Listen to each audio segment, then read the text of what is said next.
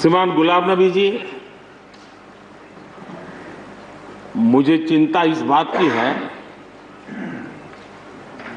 कि गुलाम नबी जी के बाद इस पद को जो संभालेंगे उनको गुलाम नबी जी से मैच करने में बहुत दिक्कत पड़ेगी।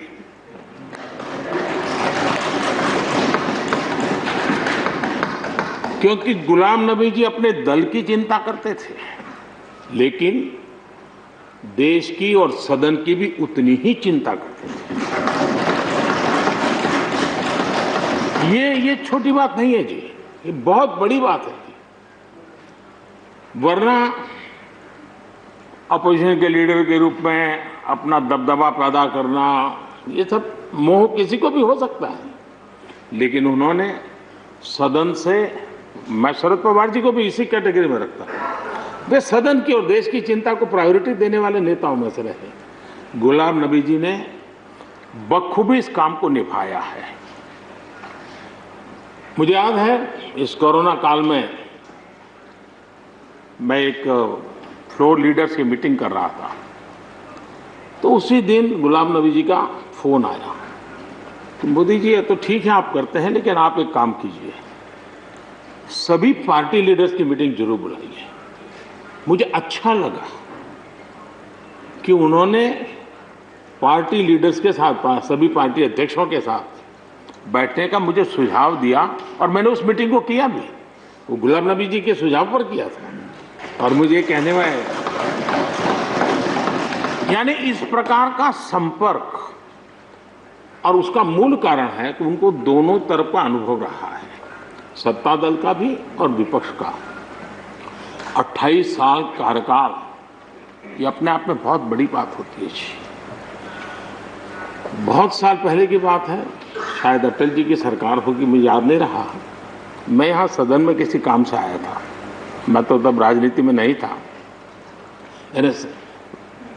ये इलेक्टोरल पॉलिटिक्स में नहीं था, मैं संगठन का काम करता था। तो मैं और गुलाम नबी जी ऐसे ही लॉबी में गप्पे मार रहे थे। अब जैसा पत्रकारों का स्वभाव रहता है, बराबर नजर लगाए बैठे थे कि ये दोनों का मेल कैसे हो सकता है। हम हंसी खुशी से बातें कर रहे थे, तो हम जैसे ही निकले तो पत्रकारों ने घेर लिया। गुलाम नबी जी ने बहुत बढ़िया जवाब दिया था, वो जवाब हम लोगों के लिए बहुत काम आने वाला है। उन्होंने कहा, भाई देखिए, आप लोग हमको अखबारों में या टीवी माध्यमों में या पब्लिक मीटिंग में लड़ते झगड़ के देखते हो, लेकिन सचमुच में इस छत के नीचे हम जैसे एक परिवार का वातावरण कहीं नहीं होता है। इतनी हमारी आत्महत्या होती है, इतने सुख दुख होते हैं। ये जो स्पिरिट है, वो स्पिरिट अपने आप में बहुत बड़ी बात होती है। गुलाम नबी जी का एक शौक शायद बहुत कम लोगों को पता होगा, और कभी उनके साथ बैठोगे तो बताएंगे। हम सरकारी बंगलों में रहते हैं, तो बंगले की दीवारें, अपना सोफा सेट, उसी के आसपास हमारा दिमाग रहता है। लेकिन गुलाम नबी जी ने उस बंगले में जो बगीचा बनाया है, यानी एक प्रकार से कश्मीर की घाटी की याद दिला दे, ऐसा बगीचा बनाया है। और इसका उनको गर्व भी है, वो समय देते हैं, नई नई चीजें जोड़ते हैं, और हर बार जब कंपटीशन होती है तो उनका बंगला नंबर 1 ले आता है। यानी अपने सरकारी जगह को भी कितने प्यार से संभालना, यानी बिल्कुल मन से उन्होंने इसको संभाला है। जब आप मुख्यमंत्री थे, मैं भी एक राज्य का मुख्यमंत्री के नाते काम करता था, हमारी बहुत गहरी निकटता रही उस कालखंड में। शायद ही कोई ऐसी घटना मिल सकती है कि जबकि हम दोनों के बीच में कोई संपर्क सेतु न रहा हो। एक बार गुजरात के यात्री, क्योंकि जम्मू कश्मीर में जाने वाले टूरिस्ट में गुजरात बहुत बड़ा नंबर रहता है, और टेररिस्टों ने पर हमला कर दिया,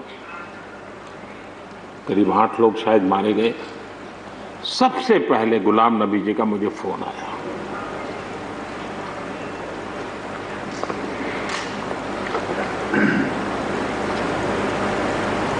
और वो फोन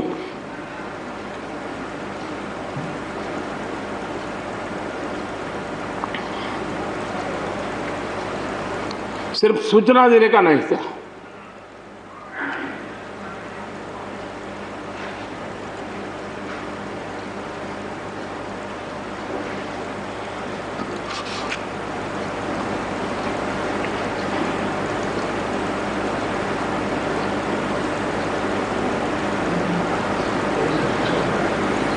उनके आंसू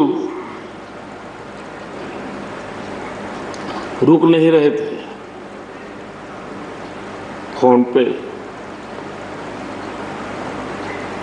उस समय प्रणब मुखर्जी साहब डिफेंस मिनिस्टर थे। मैंने उनको फोन किया, मैंने कहा साहब अगर फोर्स का हवाई जहाज मिल जाए इन डेड बॉडी को लाने के लिए। रात देर हो गई थी। प्रणब मुखर्जी साहब ने कहा आप चिंता मत कीजिए, मैं करता हूं व्यवस्था। लेकिन रात में फिर गुलाम नबी जी का फोन आया। वे एयरपोर्ट थे।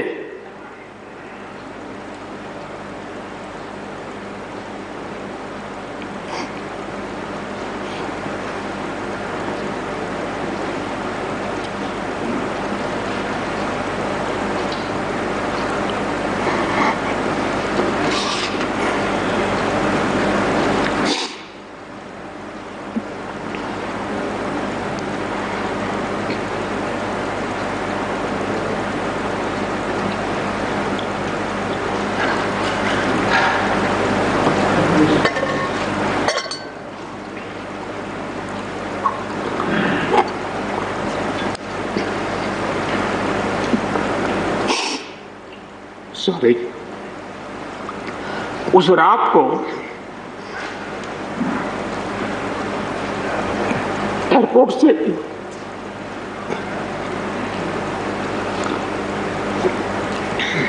उन्होंने मुझे फोन किया और जैसे अपने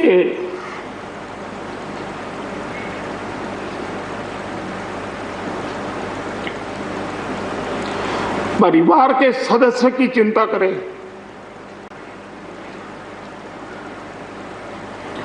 वैसी चिंता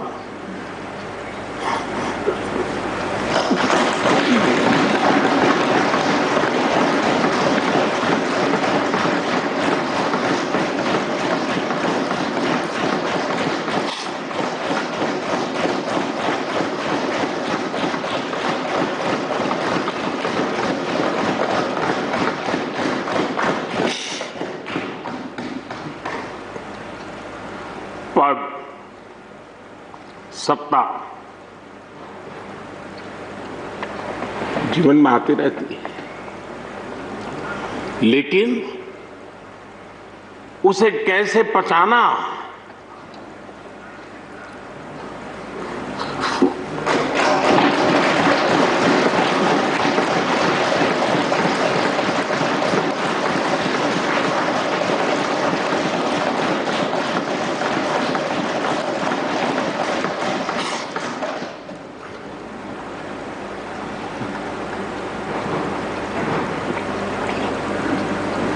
मेरे लिए बड़ा भावुक पल था।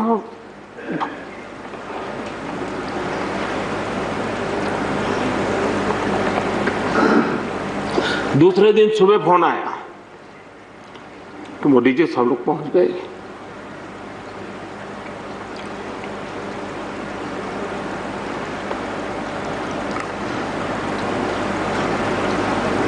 इसलिए एक मित्र के रूप में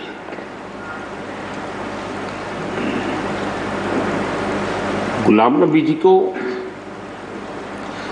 घटना और अनुभव के आधार पर मैं आदर करता हूं।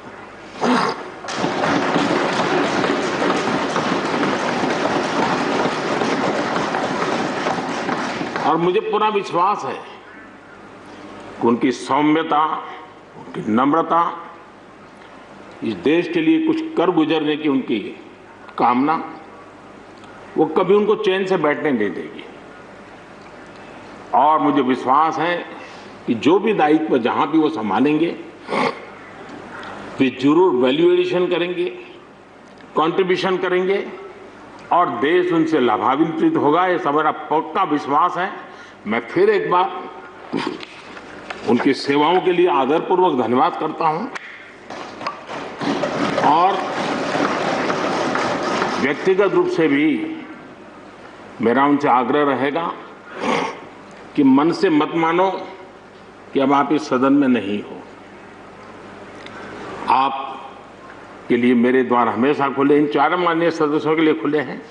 आपके विचार, आपके सुझाव, क्योंकि देश में सब बहुत जरूरी होता है, ये अनुभव बहुत काम आता है, मुझे मिलता रहेगा, ये अपेक्षा मैं रखता ही रहूँगा। आपको मैं निवृत्त होने नहीं दूंगा। फिर एक बार बहुत शुभकामनाएं, धन्यवाद।